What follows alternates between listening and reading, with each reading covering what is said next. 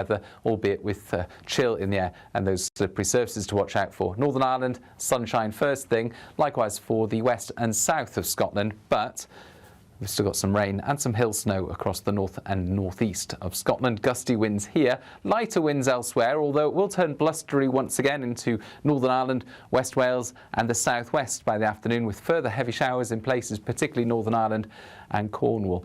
Sunshine elsewhere with lighter winds. A more pleasant afternoon, I suspect, for many, with temperatures reaching 6 to 9 Celsius. Into Thursday, a dry start for many, but not for all. We've still got some rain in the northeast of Scotland. We've got some showers in the west as well. But it's this system coming on later in the day that will bring more wet weather to those parts of the UK where we don't need more wet weather, the southwest of England in particular. That then clears to showers on Friday and more unsettled weather yet again this weekend. Today, clouds overhead, total zen within. Boxed Solar sponsors the weather on GB News. Thank you for making us Britain's #1 news channel. Together, we have built something truly extraordinary.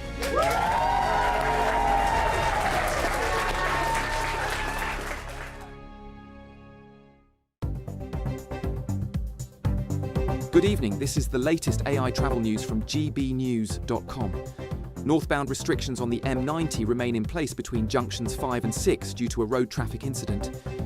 In Derby, there is substantial congestion on the A6 northbound between the A50 and the A5111, causing significant delays of 15 minutes. In Staffordshire, traffic on the A38 southbound is moving slowly between the A513 and the A5192. On the trains, cross-country and northern services are facing major disruptions between Wilmslow and Crewe, with no trains operating from Barrow-in-Furness to Corkickle. For more travel news, go to gbnews.com.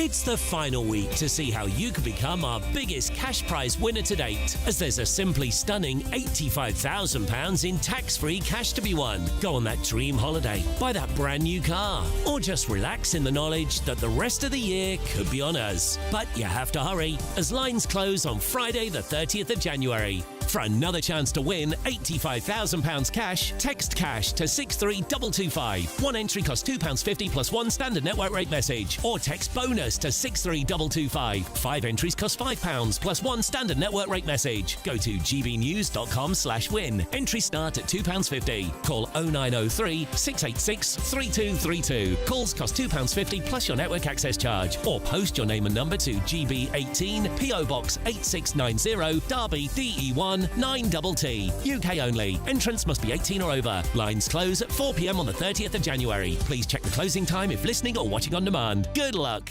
Bold. They are under no illusion. Ray. Are you a human trafficker? Boundless. I've had enough of the nonsense, and I'm not afraid to say it. Don't get this on the BBC. Every weeknight, I tear through the headlines. The smell of gasoline. Should we be worried about it? From Westminster madness to cultural war chaos. What I'm going to do now, they are throwing things out the car as we speak. Get ready, Britain. Here we go. Patrick Christie's tonight, weeknights from 9 p.m, only on GB News, Britain's news channel.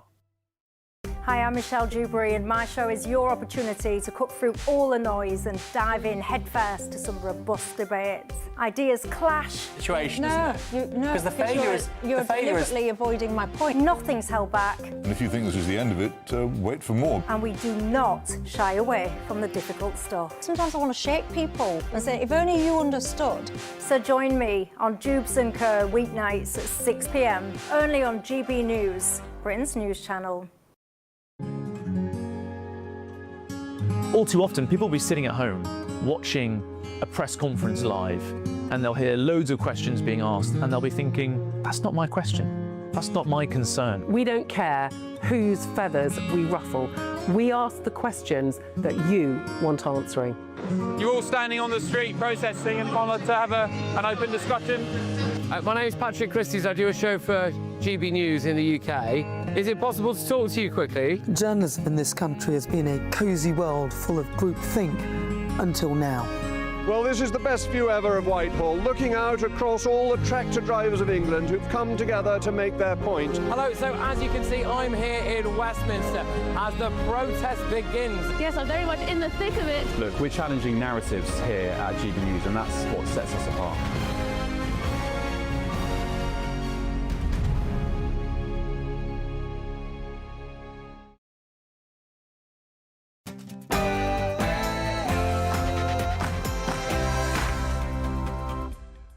Hello there, it's 6 o'clock, I'm Michelle Dewberry, and this is Jubes and Co. Coming up tonight, many in the Labour Party now have spat out their dummies, open letters written demanding that the Prime Minister stop, I quote, playing with their future. What do you make to all of this? Are you enjoying the drama? Do you think it's important? Or do you find it all a little bit pathetic? And as we speak, Keir Starmer is preparing to board a flight to China. This comes, of course, as we've discovered that China targeted the mobile phones of senior politicians for years. What on earth are we doing?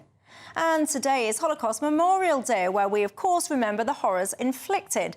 I cannot help, though, but notice that in today's society, words like Nazi and fascist are frequently invoked. What do you think to the political temperature here in the UK?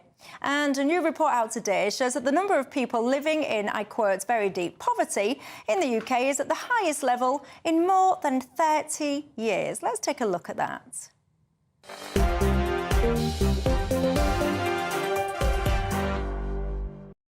Keeping me company till 7 tonight, former Conservative Minister Tobias Ellwood, alongside him Labour peer and former Minister Steve McCabe. But before we get stuck in, let's give you your 6 o'clock news headlines.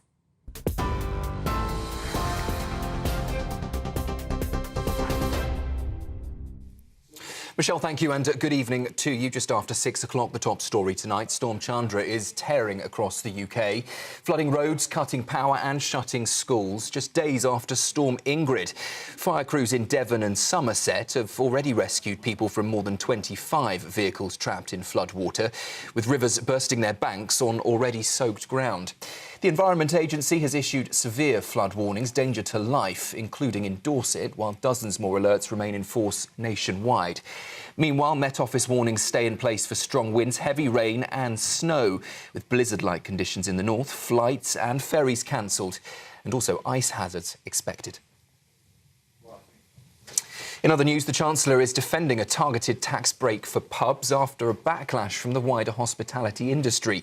From April, pubs and live music venues will get 15% off their business rates, but hotels, restaurants and cafes, well, they miss out. Ministers say the package will be worth around £1,600 a year for the average pub after November's budget left many venues facing sharp rises. Bosses in the sector say it's welcome, but nowhere near enough, warning many businesses are still facing steep rises. Well, Rachel Reeves has said that distinction between pubs and hotels is deliberate, arguing pubs play a unique role in communities. Take a listen.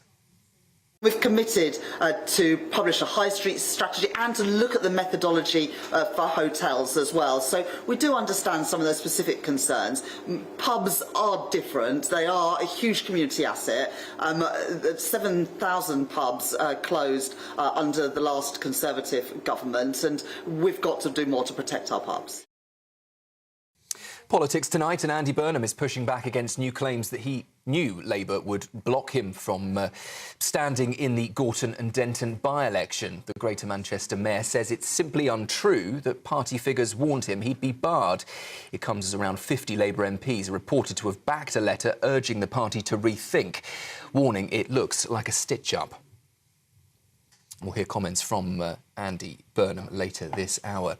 That comes as Matt Goodwin has been announced as Reform UK's parliamentary candidate for that Gorton and Denton by-election.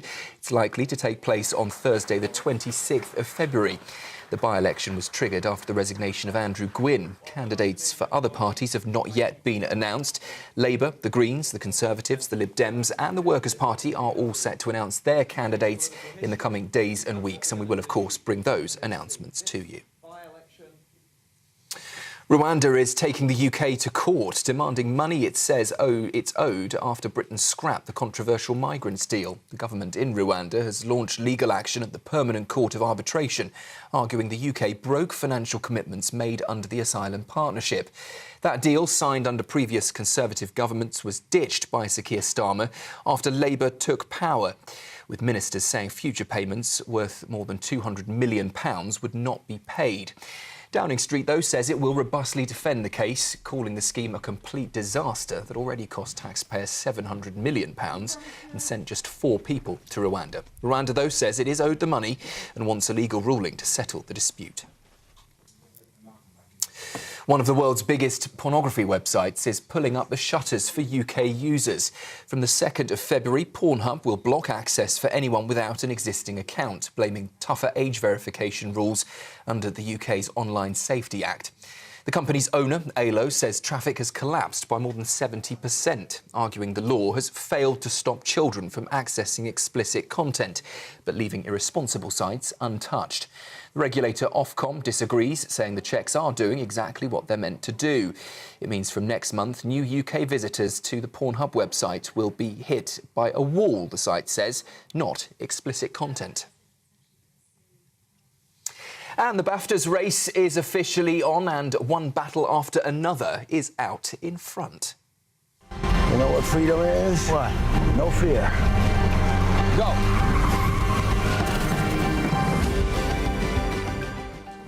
Well, that thriller starring Leonardo DiCaprio leads this year's BAFTA Film Awards' 14 nominations. Hot on its heels, though, vampire horror Sinners with 13, while Hamnet and Marty Supreme both pick up 11. There are familiar faces too. Timothy Chalamet and Jessie Buckley both repeat their Oscar favourite nominations alongside some BAFTA-only surprises, including Paul Mescal. And the ceremony takes place in London next month, with the industry now watching to see whether BAFTA momentum can turn into Oscar gold. Those are the latest headlines for now. I'll be back with you at 7 o'clock. Now, though, it's over to an Oscar-worthy woman. It is Michelle Dewberry.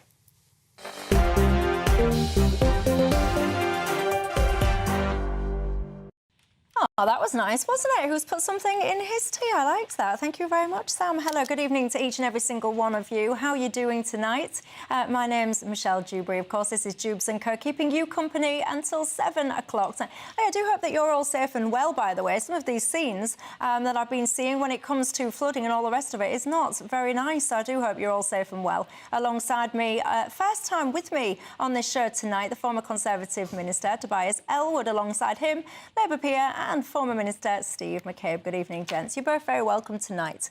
Of course, as are each and every single one of you, join the conversation in all the usual ways. Email me, gbviews@gbnews.com.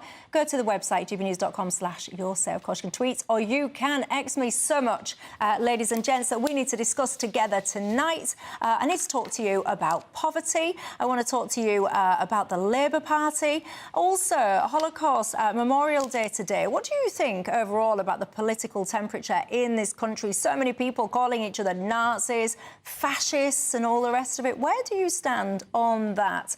Before we get into that, though, many people within the Labour Party right now quite upset, writing open letters, essentially, saying to the Prime Minister, stop playing with our future, of course. This centres around Andy Burnham and the fact that he was blocked by the NEC when it comes to that by-election. Let's listen then to Andy Burnham speaking out today.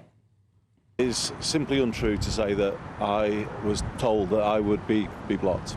So I can't say any more than that. I went through the whole weekend having conversations with people in Number 10, people in senior positions of the party, to discuss the pros and cons, and that's all I can say. It's simply untrue to say that there was a message given that I would definitely be blocked, because after all, the NEC is meant to be an independent body. So how could somebody say that it's definitely going to be blocked if they are an independent body? So it doesn't stack up what they are saying, and it is simply untrue, as I said.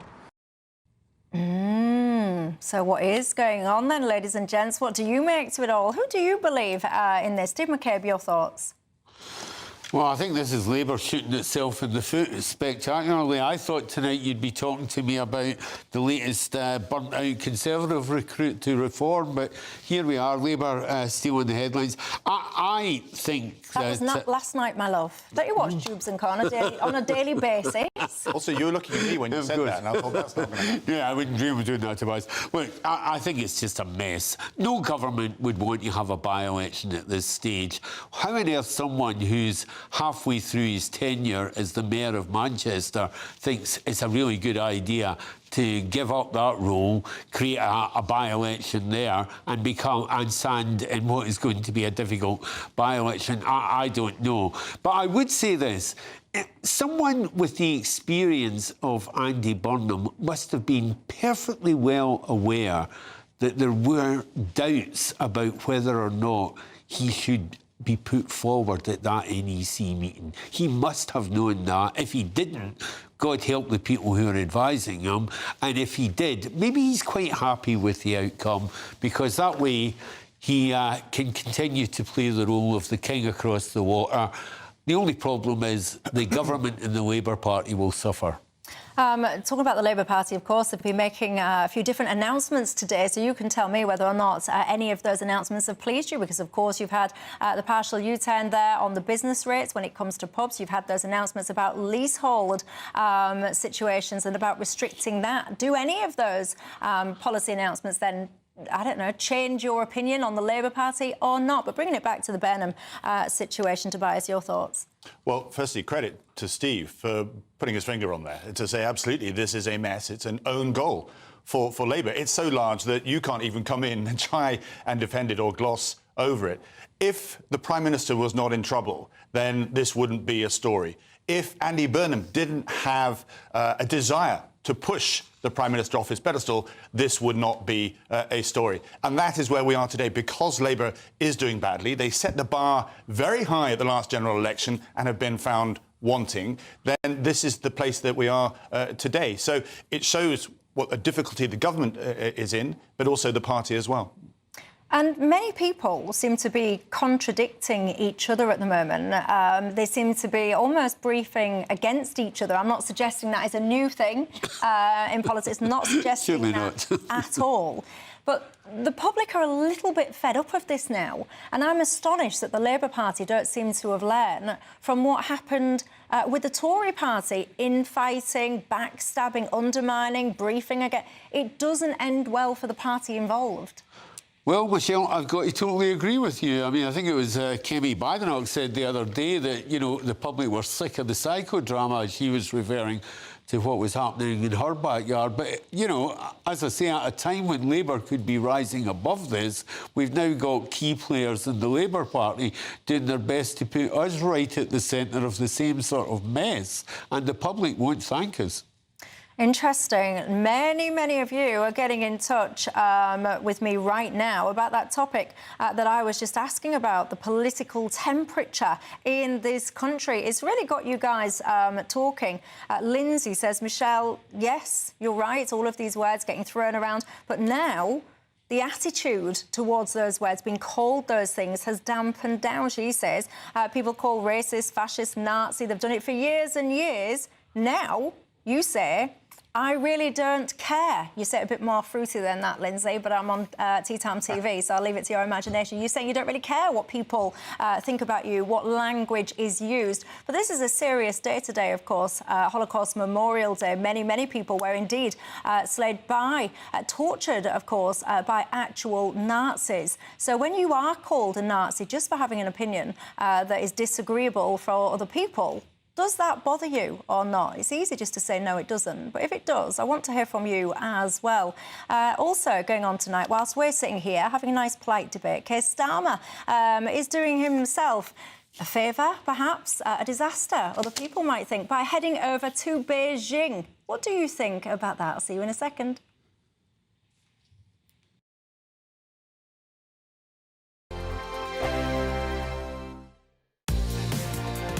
Mornings don't have to be tiresome, especially if you have the right company. Wake up to news as it happens, opinion and debate, and of course, a little bit of entertainment too. Because when the kettle's on, we're on. That's Breakfast on GB News, a show worth waking up for. Every morning from 6 a.m. Only on the People's Channel, Britain's news channel. We'll spread the news, you spread the word. From the school run to the home run, watch a new show for all of Britain. He can say whatever he wants. A straight talking show where all voices are heard. And, you know, when are we going to stop talking about smashing the gangs and actually do it? With the stories that matter from every part of our country. There's a bit of a crash landing there for your Chancellor. Bold, fearless and standing up for you. That's me, Martin Dewbs, 3 p.m. till 6 p.m, weekdays, here only on GB News. The People's Channel, Britain's news channel. Westminster's full of talk, but out here, it's the real world. Am I allowed to talk now? No, that's it. This is where it matters, real people and real lives. That's what politics is all about. The fact that Trump made a good start, no. Straight answers, no spin, and just a couple of pints. How many fingers have I got up? About 10. So join me for Lee Anderson's Real World every Friday at 7 p.m, only on GB News. The People's Channel, Britain's news channel. You want to know what's really going on in the corridors of power? Labour don't know what to do with you half the time, and that makes you quite lethal in the chamber. Get behind the headlines with Chopper's Political Podcast. Join me, Christopher Hope, as I sit down with the great and the good of British politics. We'll see where this ruling takes us. These are the stories shaping our nation. Chopper's Political Podcast, available now on all platforms. Listen in and stay ahead. Decisions made in Washington aren't just shaping America, they're shaping Britain too.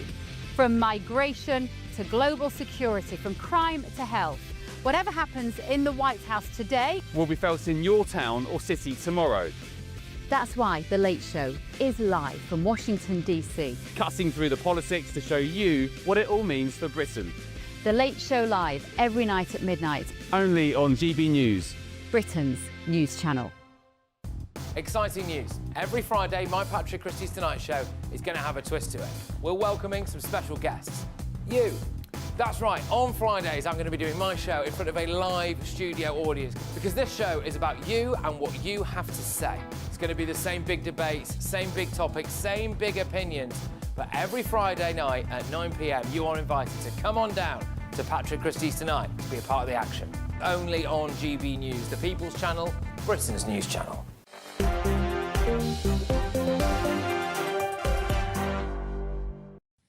Hello everybody, welcome back to Jubes and Co with me, Michelle Dewberry, Tobias Elwood and Steve McCabe. As you're sitting there, no doubt, tucking into some delicious tea, or you might be stuck in traffic trying to get home from work. I'll tell you who's preparing to do something different. That is, of course, our Prime Minister, Keir Starmer. He is preparing to go to visit Beijing.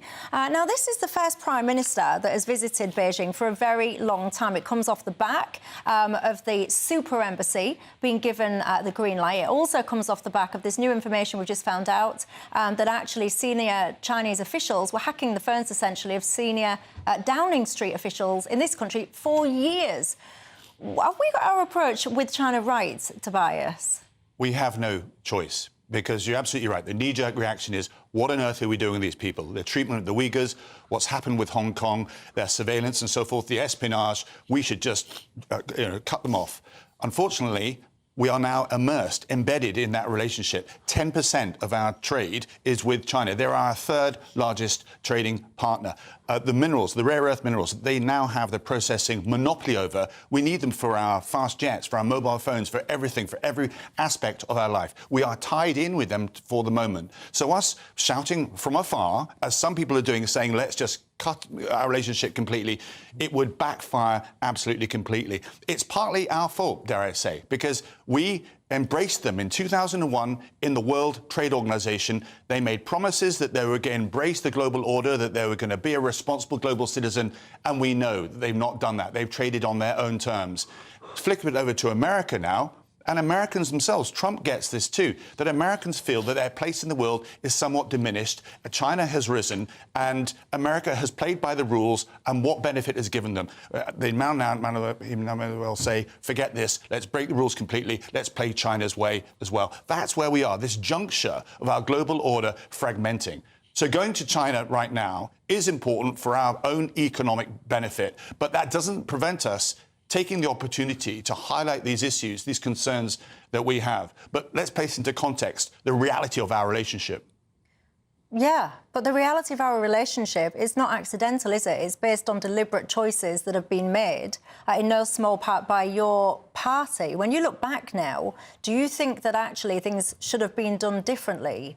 I sort of made that point. You're right, it was David Cameron that went out there. It wasn't just David Cameron, it was also Germany, France and the United States, who for a couple of 3 or 4 decades have been warming, taking advantage of the cheap labour there. China was able to make stuff and do it on a very, very cheap way. And we then glossed over those rules, the World Trade Organization rules, which now, as an organisation, doesn't work at all. So you're absolutely right. But going back in time saying, which we can't do, to say we should have done things differently, we are where we are today, that horrible phrase, and then we have to look forward. In our lifetimes, China will become bigger technologically, militarily and economically than the United States, very likely. Do you think that we should have approved, because it's not historical, it's current, do you think we should have approved this super embassy? Well, at the start of it, we shouldn't have done. Once you've given the green light for it to then go ahead, it's a bit late. Listen to MI5, MI6, they say that they can guarantee that from a espionage perspective that we are going to be OK. But clearly they're going to have to keep an eye on that. On the spying issue as well, can I just say that this is a murky world. Everybody does it. And there was a time, the Snowden report confirmed this, that America was actually spying on the German Chancellor, Angela Merkel. And that then came out. Everybody does this. When China does it, we say that it's bad. We're doing it as well. It's part of the modern world of espionage. Steve? Well, I agree with Tobias that the reality is this is about trade, it's about jobs, it's about investment, and Keir Starmer can't not go, and if he didn't go, he would be heavily criticised. I mean, I think the French president's been there 3 times recently, the German Chancellor's been there, even Donald Trump's about to go to China.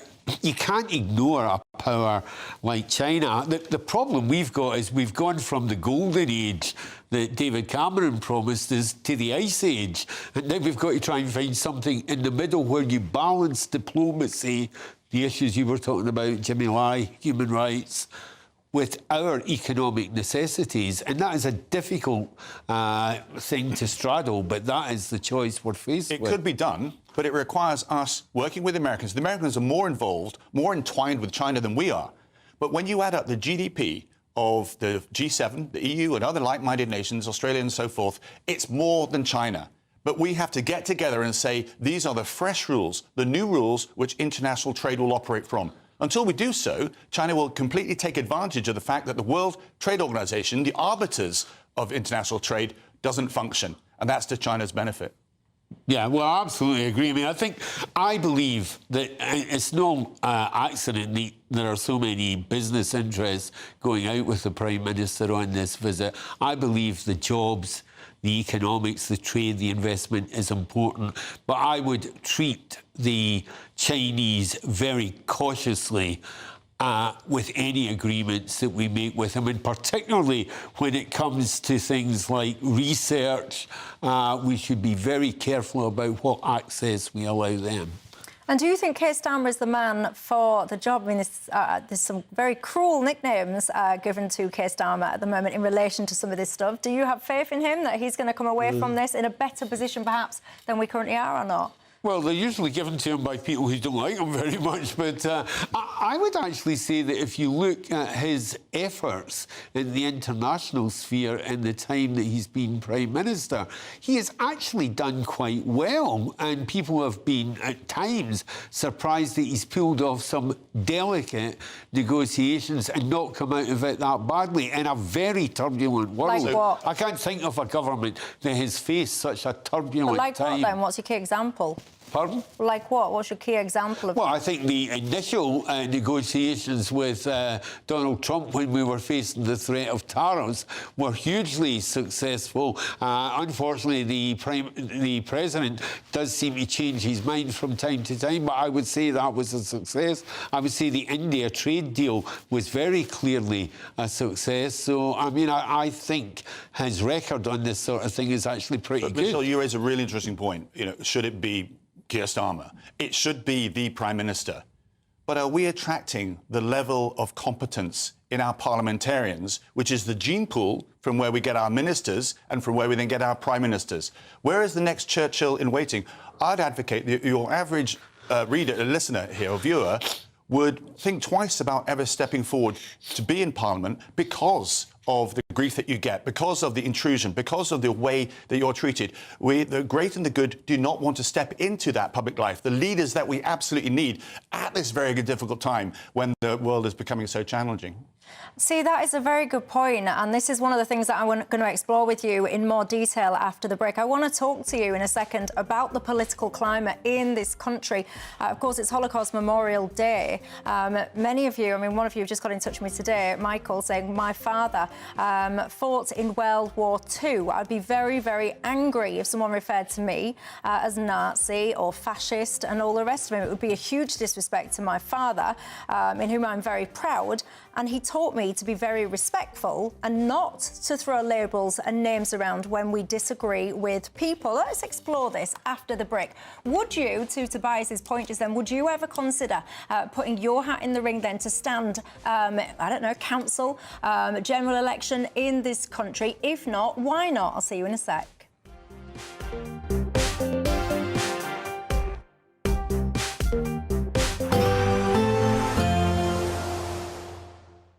Ready to soak up that holiday sunshine?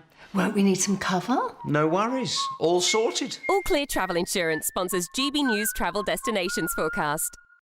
It's unsettled in the UK at the moment and very unsettled across southern parts of Europe. Storm Joseph is bringing some very heavy rain across parts of Portugal, Spain, also Gibraltar as we go through the rest of today and into tomorrow. We're talking 50 to 100 millimetres of rain in just 24 hours. And it's similarly unsettled further east around Italy and neighbouring nations. A huge amount of rain coming, the risk of thunder, also some significant snow building up. More unsettled weather to come through this week. All Clear Travel Insurance sponsors GBNews Travel Destinations Forecast. Hi there and welcome to the latest update from the Met Office for GB News. Storm Chandra thankfully starting to move away now, but risk of icy patches overnight following the rain and hill snow in many places, and a drier, brighter day expected through Wednesday, but we do still have some wet and windy weather, especially across Northern Ireland into much of Scotland as Chandra slowly moves away. The rain and hill snow fizzling away overnight, but continuing across parts of east and northeast Scotland. Elsewhere, further showers into the south and southwest, in between clear spells and falling temperatures. As a result, icy patches will form across the northern two-thirds of the UK. Some slippery surfaces around first thing Wednesday, but there will be some drier and brighter weather as well, lighter winds with a more pleasant start, I suspect, compared with how Tuesday began for many places. Still some showers running into the English Channel coasts and across much of the rest of England into Wales. Plenty of dry and bright weather, albeit with chill in the air and those slippery surfaces to watch out for. Northern Ireland, sunshine first thing, likewise for the west and south of Scotland, but we've still got some rain and some hill snow across the north and northeast of Scotland. Gusty winds here, lighter winds elsewhere, although it will turn blustery once again into Northern Ireland, West Wales and the southwest by the afternoon, with further heavy showers in places, particularly Northern Ireland and Cornwall. Sunshine elsewhere with lighter winds, a more pleasant afternoon, I suspect, for many, with temperatures reaching 6 to 9 Celsius. Into Thursday, a dry start for many, but not for all. We've still got some rain in the northeast of Scotland, and we've got some showers in the west as well. But it's this system coming on later in the day that will bring more wet weather to those parts of the UK where we don't need more wet weather, the southwest of England in particular. That then clears to showers on Friday and more unsettled weather yet again this weekend. Thank you for making us Britain's #1 news channel. Together, we have built something truly extraordinary.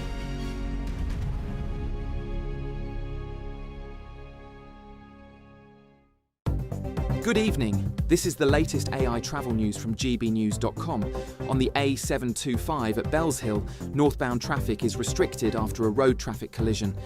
In Newcastle, the A696 northbound between the A1 and the A68 has lane closures after a crash, easing after 8:45 this evening.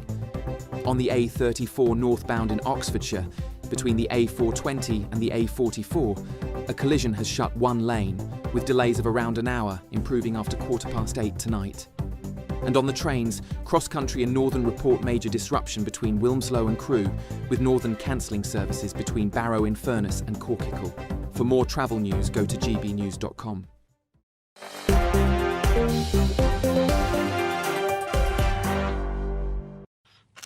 Hello everybody, welcome back to Jubes and Co. Keeping me company tonight, former Conservative Minister Tobias Ellwood. Alongside him, I've got Labour peer and former Minister Steve McCabe. Welcome back, everybody. This is the topic that's got you guys talking tonight. I've got to say, of course, today is the Holocaust Memorial Day. We, of course, all know the horrors which occurred during those times. Absolutely awful. In fact, I think it should be compulsory that all school children, they do go along to places like Auschwitz and all the rest of it to actually see.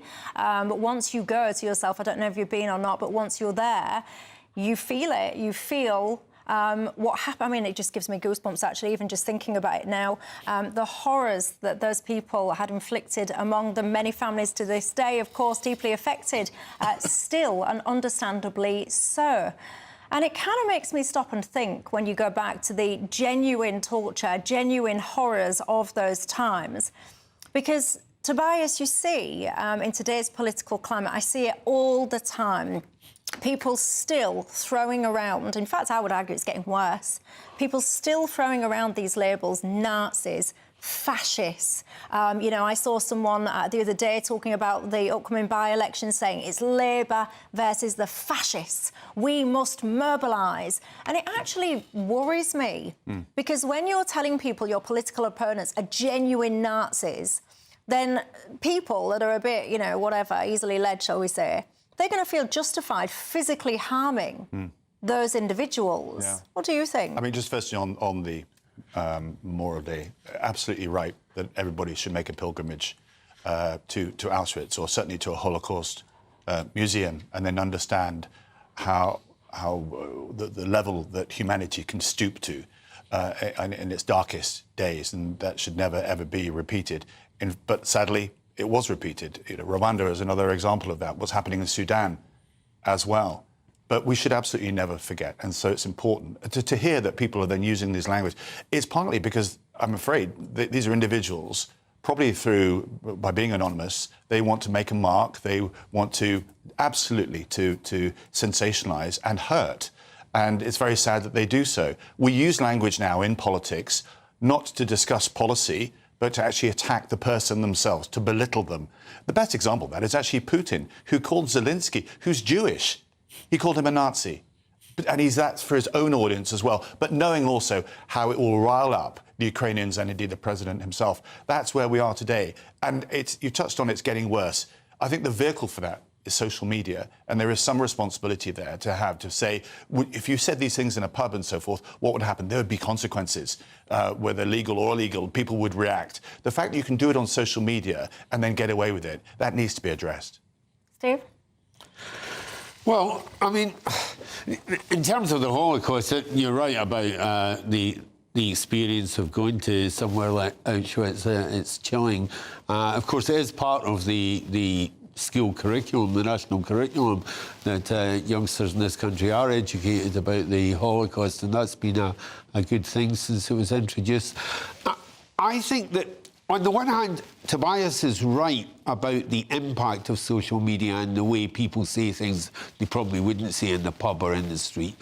But I also think that people in politics have got to accept more responsibility for the things they say and do. And we've seen far too much recently on all sides of people doing things that are not really acceptable and if not deliberately, inadvertently encourage others to behave in ways that are inappropriate. And of course, I mean, there are some people who think the right to protest means the right to abuse, threaten and harass. And that's what some of the protests we've been seeing over the last few years amount to. And they've been getting away with it. But then what are you saying then? That you want to see, because a lot of these protesters, I mean, we talk about these things often, a lot of these protesters will say that what they want to do is they'll use words like civil disobedience. They will say to people that ordinary tactics are not working, and because those ordinary tactics are not working, they've got to push and push and push and go further to get their message heard. Are you saying that those people should be clamped down on more toughly, and who decides? No, I'm talking about people, well, it depends what you mean by civil disobedience. I'm talking about people who are throwing bricks, who are threatening folk with placards and with other weapons, who are congregating outside people's homes, who are making it impossible for people to go to the synagogue. That's the people I'm talking about. Barbara says, Michelle, you know what? We've lost the simplicity of living. She says it used to be honour your parents and live with honesty, respect, loyalty and all the rest of it. Those values, she suggests, seem to be leaving us behind.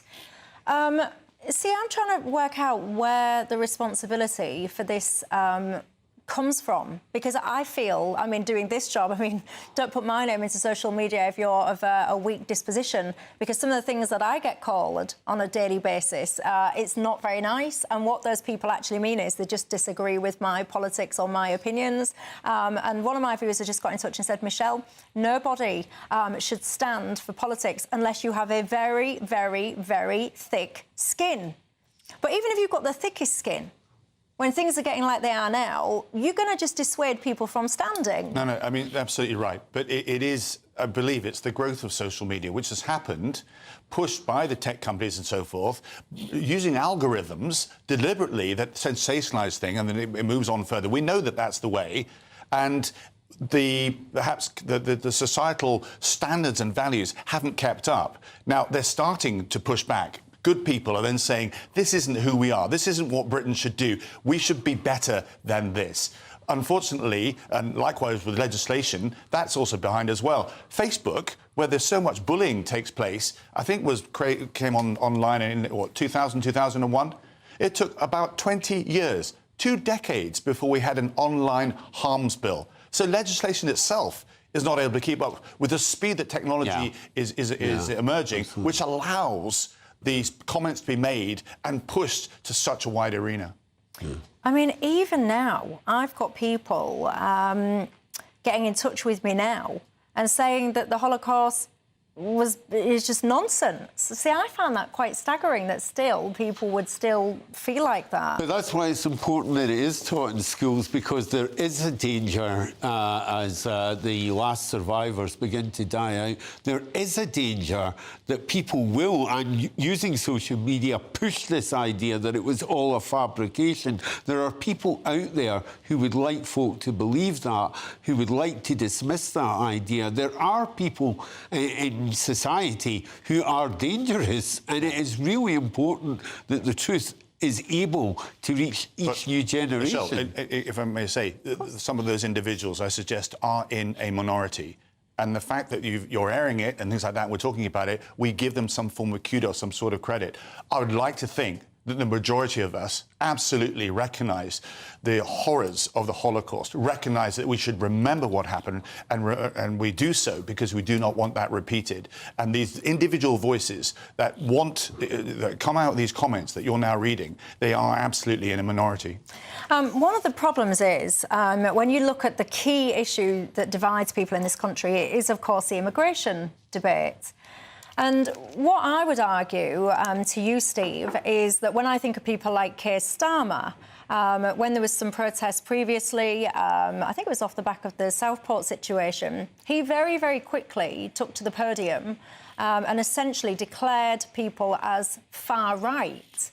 And even now, to this day, when you've got people in for the likes of Crowborough and places like that do not want these men, and I would say understandably so, at the end of their gardens and streets and all the rest of it, still there is and it seems to be an acceptable notion among, various politicians, that is a far-right thing not to want uncontrolled immigration. Well, I don't think that is necessarily the case. I think the reality is that people are objecting because they're worried about their own communities. They're worried about sometimes realistic fears, sometimes perhaps not realistic. It is also true that there are elements on the far right in this country and elements on the far left who want to take advantage of protests. We've seen it with some of the Palestinian protests in the far left, and we have seen it with some of the immigration protests. We cannot deny that these characters exist, and they have a different agenda from the people who are expressing genuine anxiety and discontent. Sorry, firstly, on the migration issue, it is now the biggest, arguably up there with the economy of concern for the nation. Absolutely. And if any government doesn't grip it, then they certainly will fall. That's where it now is. So, therefore, you have to look for solutions. And if you don't look for solutions, then all you're doing is agreeing with the anger that is absolutely there. And that's the difference between populism and, therefore, political leadership. And we don't spend enough time looking at absolute solutions which will work. We spend a lot of time complaining about the fact that it's getting bigger and bigger and bigger. And that goes back to your point of a more nuanced discussion, a calmer discussion, rather than name-pointing and saying you're to blame for this. But the solutions that people are proposing, they're not working. These not-so-small boat crossings are going through the roof. We just found out today as well that the so-called one-in, one-out scheme, we've got 281 people sent back, compared with 350 people who came in on that scheme. So we're now a net recipient on this scheme, which I find, well, it's not laughable because it's a very serious matter, but I find it pretty laughable in many ways. Well, look, as Tobias has just said, if there was a simple instant solution, then people would be using it. There is one. The one-in, one-out scheme is a pilot scheme. It's in its very early stages, and no one said it would lead to a magic instant solution. What is clear is that we have got to find a better way of dealing with this than vacating the space for criminal gangs who are dominating the agenda on this at the moment. Yeah, I think, for me, the big solution that we've avoided even looking at or considering is at source, where these people are coming from. You speak about what's happening in the Channel. They will keep coming, no matter what, because of the problems at source. And you think of where they're coming from Ethiopia, Libya, Afghanistan, Somalia, Iraq and so forth. Even Sudan. Sudan is the latest case. That's a country that, and part of the empire we used to run, and put those fires out properly, then there isn't a need, a cause for those individuals and families to say, I don't want to live here anymore, I'm going north, I'm going to go to Europe and I'm going to end up in the UK. Until we do that, and that's actually about soft power. It's about us remaining engaged with these places. Bear in mind, all those countries I've just mentioned, we wandered into at one point or another. Afghanistan, Iraq, Somalia, Libya and so forth. And then we got bored, the money ran out, and then we wonder why governance and security then absolutely starts to fragment. And then people then say, I can't live here anymore, it's too dangerous, I'm going to go somewhere else. So my solution, can I just say, is invest a bit more in that overseas aid budget, spend it wisely, not some of those daft projects that we saw, collectively with other countries, including America, help the countries at source, and then you deal with the start of the problem, not when they arrive in the English Channel. But the difficulty with that at the moment is, as the situation has changed with Russia, the threats within Europe, the appetite for us to go and deal with these issues in places like Syria, and the reality of where the money comes from, that's just evaporated. Nobody in this country wants to go to the places you're suggesting at the moment. They would, if you looked at how much money that we spent on migration, which is failing, and say you could spend half that amount with other countries, because it isn't just Britain. We talk about this as perhaps as a UK issue. We know Germany's migration problem is bigger than ours. Well, I bet you if Michelle did a straw poll of our viewers now, they wouldn't back that. Well, I can tell you now, because I know you guys, I know how many of your minds work. We speak, of course, every day, and I can hear you screaming at your tellies, shouting at your car radios. They are not on board with what you're saying, Tobias Elwood. Many of my viewers will be saying the following things. Number one, the UK is not responsible for all of the problems happens globally in terms of, charity essentially begins at home. We not cannot charity. police. Make it clear it's not charity. Yeah, but we cannot police all the ills occurring right across the world. The second thing, if you're honestly telling me that our border policy is contingent on what goes on in other countries, that is a very, very weak border policy. Surely the starting position for this country should be we decide who comes in, who goes out, who we want, who we don't want, what our border policy looks like. When you're telling my viewers that actually we're in this situation because of external factors, many of my viewers will be disappointed with that, angry with that, disconnected with that, because we should be independent and strong enough to have our own border policy, irrespective of other places. Don't disagree with any of that, and 100% with you on strong border policy. But you're dealing with illegal migrants that come here who are able to bypass it. So, yes, we need to have a more robust process to be able to stop them. But I'm afraid it's not going to actually prevent them from... And Sudan is a live example, because we could have. And it isn't so much money actually invested with other countries to say, let's actually negotiate. This is what Britain was good at for absolutely, for decades, for centuries, is actually the thought leadership, finding solutions, working with other countries, putting fires out. But if you look at... If I just finish on the Sudan point, because it's the latest example, that were we to have done that straight up to say, let's stop this civil war, not tomorrow or next week or next month, but about a year and a half ago, then that would have been a number of thousands of people less that have come here. So you're right. I can understand the frustration of viewers that say, my goodness, we aren't the world's policemen, not at all. But when you then do develop a relationship with Sudan, trade then comes from it as well. We have that with Kenya and other places. We should actually have that with these places, as I say, that we've gone into. Somalia, Libya, Afghanistan and Iraq. And then we decided to depart. And then we wonder why the conditions start to deteriorate, and those people then come over here. I can hear you, ladies and gents, but feel free to get in touch directly and tell me, would you be willing to pay a little bit more money then into the foreign aid pot? Well, where's it going to come from then? I'm not saying we'll pay more money. What it is, soft power and hard power are part of the security... I thought you were saying more foreign aid. No, we paid that and then we've cut the budgets. I'm saying return the budgets to... This was, 0.7% of GDP. Yes, but we cut the budget to put the money into defence. Sorry? We cut the budget to put the money into defence. And it was Jim Mattis that said, the less money you spend on aid, the more money he has to spend on bullets. So we end up in more of a war situation because these fires then flare. That's where we are. That's where our world is going towards. Well, there you go. Different opinions always welcome on Jubes and Co. Get in touch and tell me yours. Never mind what goes on right across the world. In this country, apparently, many people are struggling. The number of people living in what is now called very deep poverty has reached its highest level in more than 30 years. Let's take a look at that after the break.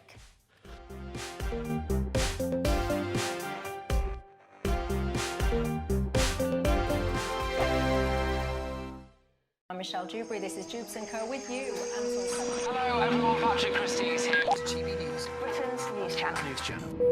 Access the stories that matter to you. Take the GBNews family with you on any device. And as long as you have an internet connection, tune in to GB News anywhere on the planet or beyond. GB News, the People's Channel, Britain's news channel. At GB News, we love to hear from you, our loyal community. So drop us a line at gbnews.com/yoursay. There you can talk to each other and also to the presenters live on air. gbnews.com/yoursay, because GB News is your channel, Britain's news channel. Bold. They are under no illusion. Ray. Are you a human trafficker? Boundless. I've had enough of the nonsense, and I'm not afraid to say it.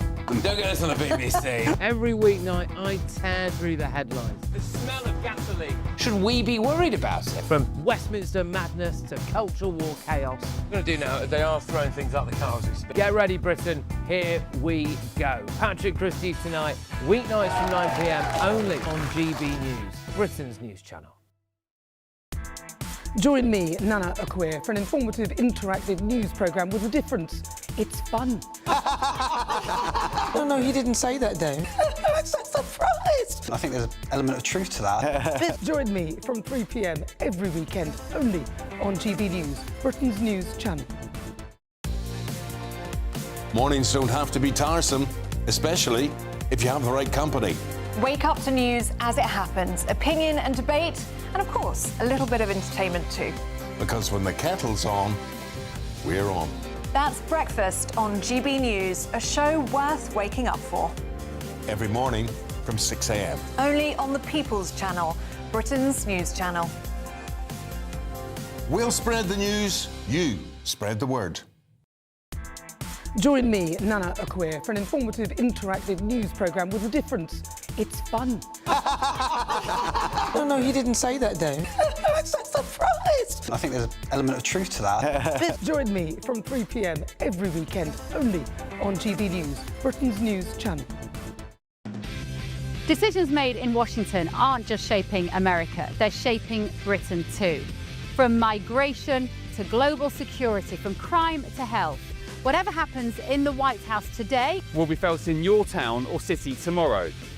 That's why The Late Show is live from Washington, D.C. Cutting through the politics to show you what it all means for Britain. The Late Show live every night at midnight. Only on GB News, Britain's news channel.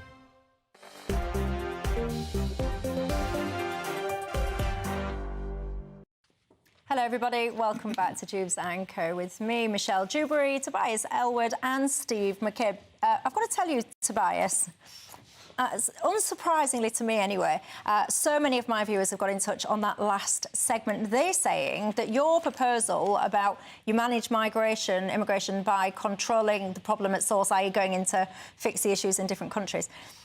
Many of my viewers are saying that this is why the Conservative Party ended up where it ended up, because they're suggesting that you just don't get the frustration that the viewers have. Becky, she's got in touch and said, Michelle, the Tories do not understand what the electorate want. We want to close the borders, we want to send these illegal migrants back, and we want to stop giving benefits to the ones that are here. It's not difficult, it's not complicated, and I've lost count of how many people have said they don't want to pay a single more penny. Send people back to Sudan when it's in civil war.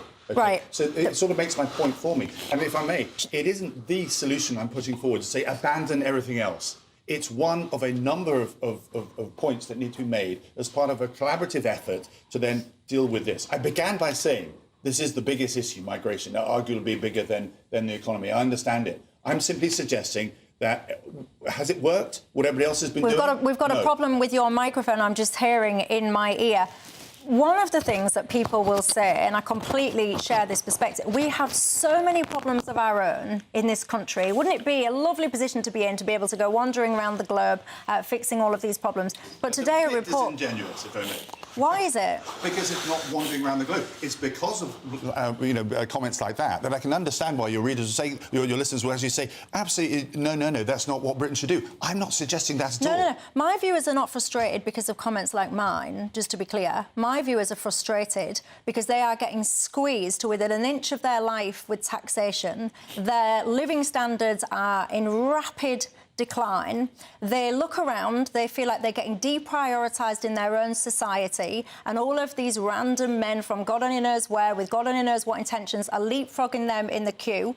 They are behind, they feel, in terms of things like housing, and they are sick to the back teeth of seeing people who have no right to be in this country, who've entered illegally, getting fast track for free housing, free food, free medical care, educational visits, training, you name it. They are sick to the back teeth of it, and they will be saying to the TV screens and the radio that they don't really care about what is happening in Sudan. They care about what is happening in their local communities. They want the border to be closed. So they don't want to be going around helping other people in different countries. They would love to do that if this country was fixed. It isn't helping other people. They want the border closed. Yeah, no, they want and I get all that. Pushing back. I don't understand why people that were going to see their doctors were allowed to use taxis. Where did that come from? That you could, instead of using a bus like everybody else does, that they could go and some of these journeys. About now? These I think now you're talking. You're talking now about the fact that there have been some bizarre policies in army barracks. Yeah. I suggested this ages ago, instead of in houses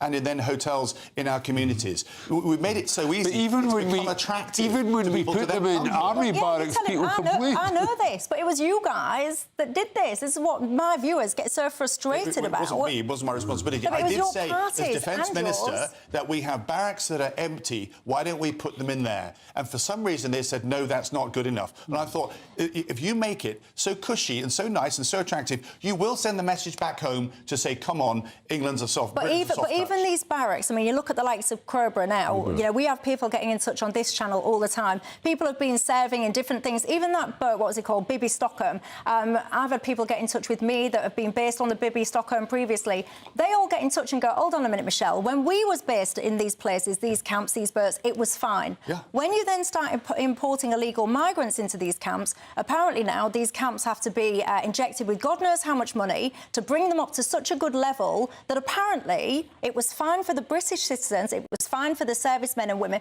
but it's not fine for these guys from goodness only knows where. I promise you, I speak to people on a daily basis. Yeah. Well, I'm still in the military. Country. I'm aware, and I've lived in some pretty torrid barracks, and absolutely they're good enough for any migrant that then comes in. The fact that we raise these standards is absolutely baffling. I don't understand. And it. it's insulting. But we're to sort of the pointing British. out there's not one particular angle here. The whole policy on dealing with migration needs to be reviewed with a much more robust vigour. It certainly does. I didn't even get time to tell you that 14 million people in this country are now living in poverty. Goodness me, what do you make of it all? For now, I've got to bid you farewell. Thanks, panel. Thanks to you at home. Have a great night. See you tomorrow night. Expect warm spells with the odd rude interruption. Boxed Boilers sponsors the weather on GB News. Hi there and welcome to the latest update from the Met Office for GB News. Storm Chandra thankfully starting to move away now, but risk of icy patches overnight following the rain and hill snow in many places, and a drier, brighter day expected through Wednesday, but we do still have some wet and windy weather, especially across Northern Ireland into much of Scotland as Chandra slowly moves away. The rain and hill snow fizzling away overnight, but continuing across parts of east and northeast Scotland. Elsewhere, further showers into the south and southwest, in between clear spells and falling temperatures. As a result, icy patches will form across the northern two-thirds of the UK. Some slippery surfaces around first thing Wednesday, but there will be some drier and brighter weather as well, lighter winds with a more pleasant start, I suspect, compared with how Tuesday began for many places. Still some showers running into the English Channel coasts and across much of the rest of England into Wales. Plenty of dry and bright weather, albeit with chill in the air and those slippery surfaces to watch out for. Northern Ireland, sunshine first thing, likewise for the west and south of Scotland, but we've still got some rain and some hill snow across the north and northeast of Scotland. Gusty winds here, lighter winds elsewhere, although it will turn blustery once again into Northern Ireland, West Wales and the southwest by the afternoon, with further heavy showers in places, particularly Northern Ireland and Cornwall. Sunshine elsewhere with lighter winds, a more pleasant afternoon, I suspect, for many, with temperatures reaching 6 to 9 Celsius. Into Thursday, a dry start for many, but not for all. We've still got some rain in the northeast of Scotland. We've got some showers in the west as well. But it's this system coming on later in the day that will bring more wet weather to those parts of the UK where we don't need more wet weather, the southwest of England in particular. That then clears to showers on Friday and more unsettled weather yet again this weekend. Expect warm spells with the odd rude interruption. Boxed Boilers sponsors the weather on GB News.